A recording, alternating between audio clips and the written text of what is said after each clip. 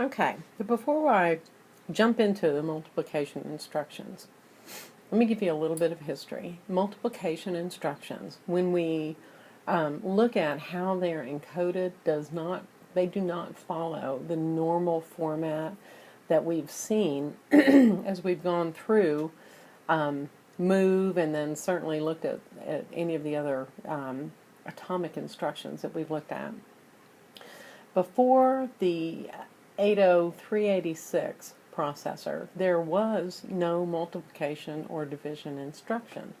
So you say, what did they do? Well, with multiplication, it is adding something to itself a certain number of times. That's how it did multiplication. In division, you are subtracting the divisor from the dividend. Every time you do, you iterate a counter.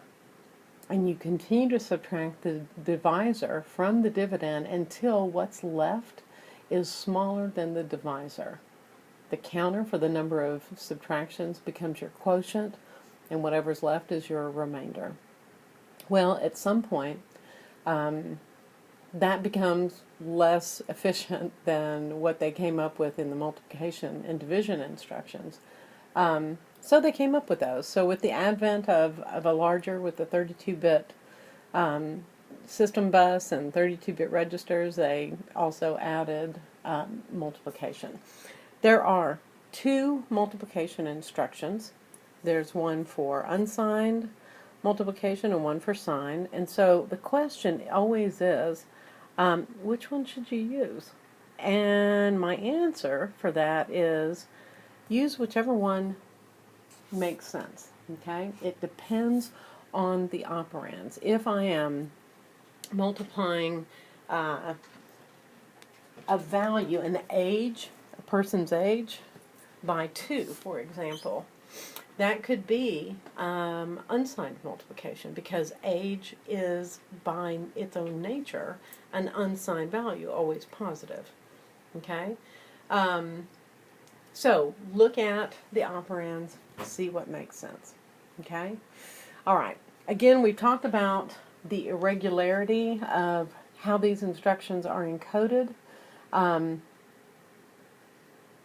But let's talk about some of the rules for it. Okay? Multiplication is a 2-operand function.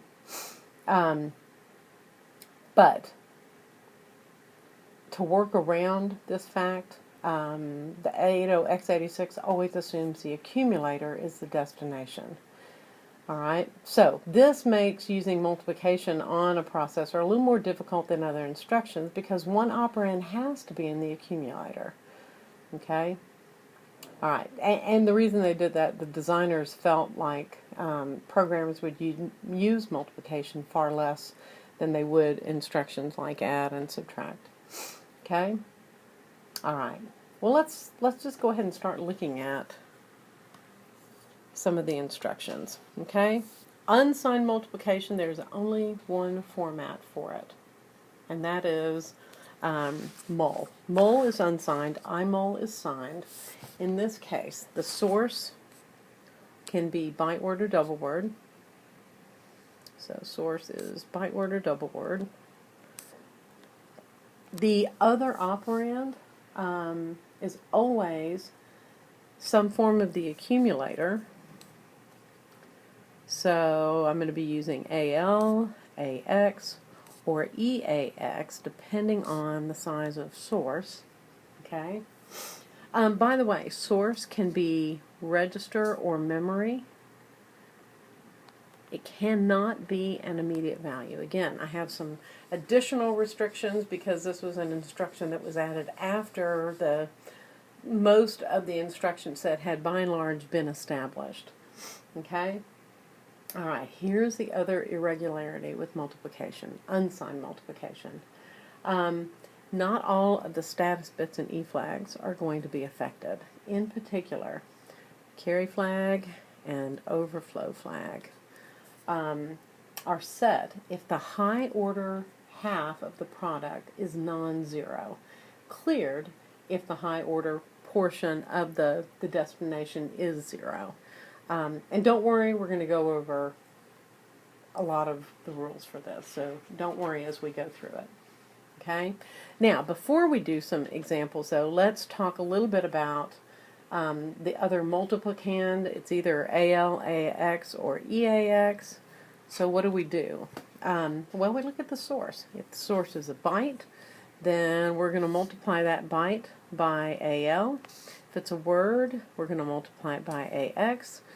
And if it's a double word, we're going to multiply it by EAX. Those will also become the destination. Okay? So, and let me scratch what I just said. The destination is actually, this is kind of a cool thing with multiplication, unsigned multiplication. What's going to get stored here is if the source is byte, then I'm going to multiply source times AL. The result in that case, though, is going to go in AX. And you say, oh, no, that violates all the sizes you've been talking about. Not really. What this does is if the source is a byte, then I'm multiplying a byte times a byte. By storing that in something that is twice the size of either operand, I guarantee there will be no overflow. Okay? Now, here's where it gets a little bit tricky. If the source is a word, then our source is going to be multiplied by AX. And you might expect that the answer would go in EAX, but remember, this instruction got added when we still had 16-bit registers. So it's going to get stored in DX AX.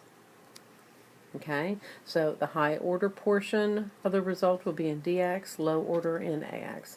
And again, for double word, if the source is a double word, I'm going to multiply it automatically by EAX.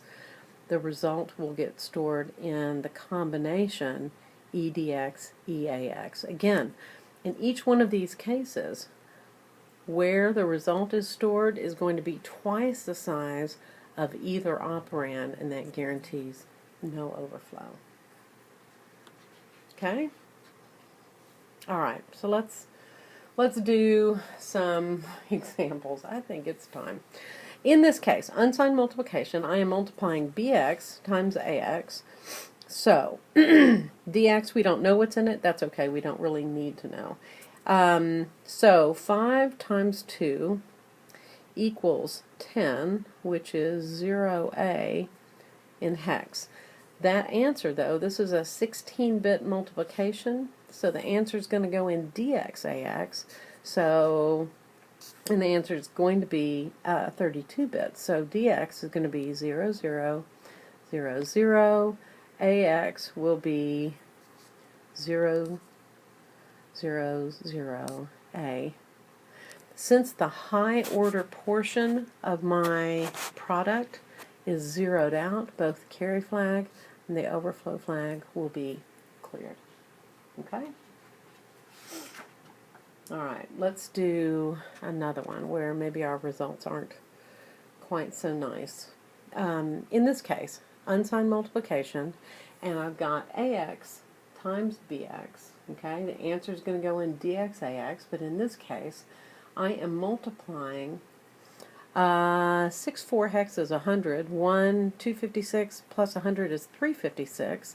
So 356 times AX 2560, or 10 times 256. Well, that answer turns out to be something really huge, like 91,136. Then when we convert that, that equals DE 800 in hex. Okay? Now, this is still a 16-bit multiplication, so my result is going to go in DXAX. The high order portion is going to go in DX, so the high order portion is going to be 000D, and then E800. In this case, since the high order portion of my product is non-zero, both the carry flag and the overflow flag will be set. Okay? All right, that's it for unsigned multiplication. Let's look really quickly at signed multiplication. There are three formats for signed multiplication, or IMUL, each with a different number of operands. So guys, this is where you're going to have to put your thinking cap on.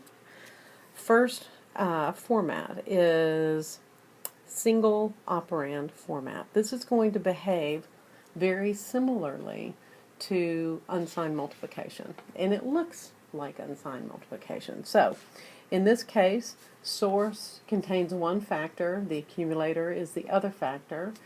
Source can be byte word or double word.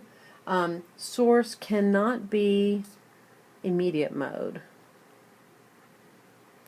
So remember that, and that's the same as it was with unsigned multiplication. Okay, and again, the result is going to be for, if the source is byte, then the result is going to be word that will be stored in AX. If the byte, or if the source is word, my result will be a double word stored in DXAX. And finally, if the source is a D word, then I'm going to be multiplying that by EAX. The result will go into EDX, EAX, or a quad word. Okay? So let me look at the rest of these, and we can highlight the differences, then we'll go over some examples. Okay? All right. Signed multiplication number 2. This is two operand format. In this case, source can be register, memory, or immediate. So this is different already than either single operand signed multiplication or unsigned multiplication. So in this case, the destination serves as the other operand as well as the destination. So this one kind of resembles add and subtract and some of those. The operands must be word or double word. Okay. All right, and very similar to what we saw going on with unsigned multiplication, carry flag and overflow flag will be cleared if the product is the same size as factors. So if product size equals operand size. So in other words, carry flag, overflow flag will be set if the result is larger than the destination, than one of the factors. Okay? All right, real quickly, let's look at three operand format. In this case, register is not one of the factors, it is only the destination. The two factors, or multiplicands, are the source and the immediate value. Okay? So, they have to be the same size. Register and source do. They have to be word or double word. Carry flag, overflow flag, again, will be set if the result is larger than what can be put in register. So, larger than the size of either one of the operands. Okay? All right, now let's look at some examples. Okay, single operand format. In this case, I am multiplying CX by what? In this case, I'm going to multiply CX by AX. This works very similarly again to unsigned multiplication. So I've got 100, whoops.